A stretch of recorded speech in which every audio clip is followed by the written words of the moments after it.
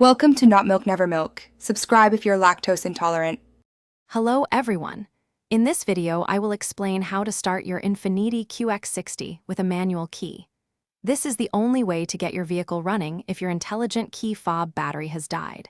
It's a simple, yet crucial, procedure that ensures you are never stranded. We will cover accessing the mechanical key, unlocking the door, and the specific steps to engage the engine. Let's get started with the first step. Your Infiniti intelligent key fob contains a hidden mechanical key for emergency situations. To access it, simply turn your key fob over and look for a small, often textured, release switch. Slide this switch to the side, and with your other hand, gently pull the mechanical key out from the top of the fob.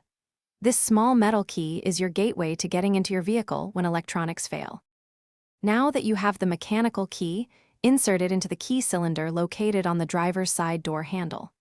Turn the key to unlock the door and gain entry to your QX60. Once inside, the next critical step is to hold your entire intelligent key fob, even with its dead battery, directly against the vehicle's engine start/stop button. This allows the car to read the fob's unique identification code. After holding the key fob against the start/stop button, you should hear a chime, indicating that your Infiniti QX60 has recognized the key fob signal. You then have approximately 10 seconds to complete the starting sequence. While keeping your foot firmly on the brake pedal, press the engine start/stop button.